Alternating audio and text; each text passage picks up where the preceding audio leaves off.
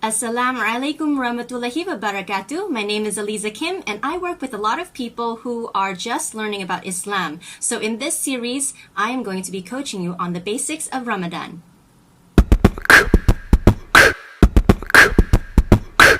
Hey everyone, and welcome to the second episode of Ramadan Coach. Now in the last episode, we learned a little bit about what Ramadan is all about, that it is a mercy from Allah, and also that it's our off-season training for the rest of the year in doing good deeds, building taqwa, and also some other things. Now in this episode, we are going to be learning some of the etiquettes of Ramadan. Now remember, in Islam, we use the lunar calendar. So we know that Ramadan starts when the new moon is sighted, or if we can't see the new moon, then it's when the 30th day of Sha'ban, which is the previous month, passes. Now, let's see. Let me get my Ramadan playbook out so that I make sure that I don't miss anything. Okay, so today I've got a list of etiquettes, which are actually a blend of two different sets of conditions, which tell you who must fast and how you have to fast to make your fasting during Ramadan valid.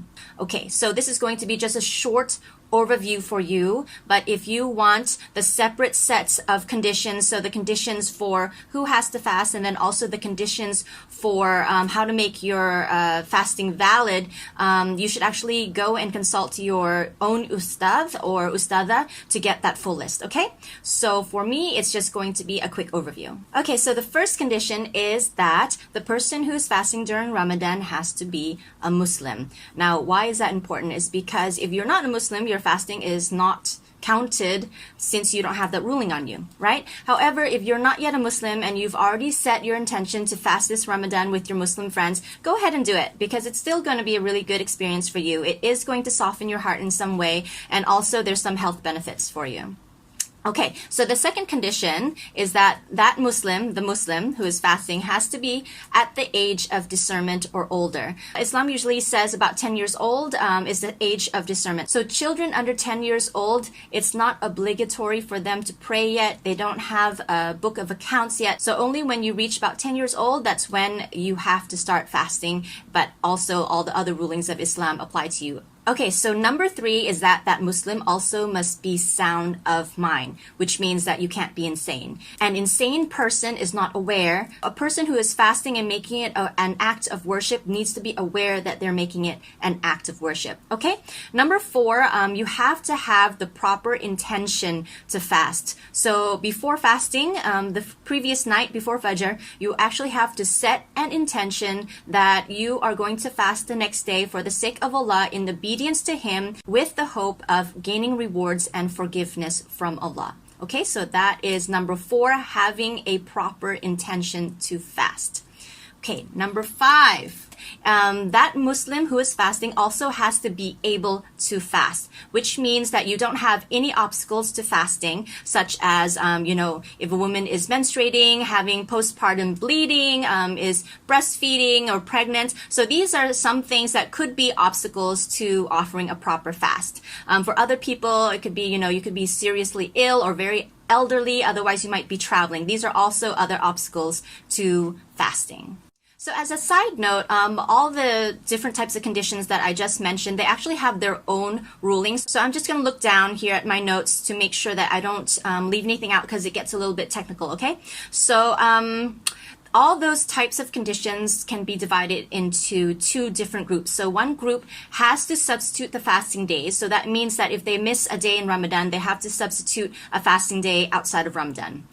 And the other group is the group that does not have to substitute any fasting days. So that means if they miss a fast during Ramadan, they don't have to make it up outside of Ramadan, but they do have to pay a ransom amount. And that ransom amount is to feed a poor person per day of fasting that they missed. So if you missed 2 days, you would feed 2 people. Okay, so who are these people and which category do they fall into? The people who must substitute fasting days. These are the women who are menstruating and having postpartum bleeding, those who are ill, and those who are traveling. Okay, for those people who do not have to substitute the days, but they have to pay the ransom of feeding a poor person per day that they missed, are the pregnant women and breastfeeding women who fear for the well-being of her child, and also for the very elderly person who are only able to fast with difficulty.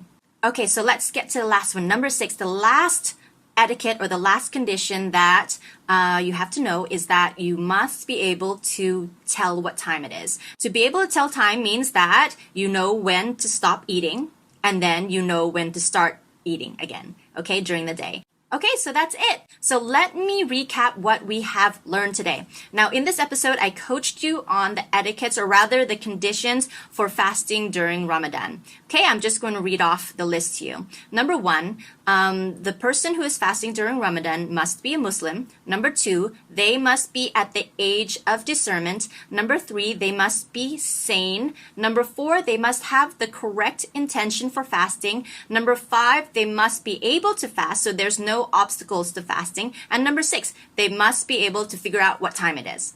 Okay, so that's basically it for this episode of Ramadan Coach. Now, in the next episode, I am going to be coaching you on what happens during each day of Ramadan. What is the pre-dawn meal? When do you break fast? What happens if you accidentally eat or drink during the day? And, some of the things that invalidate your fast. So do tune in for the next episode of Ramadan Coach.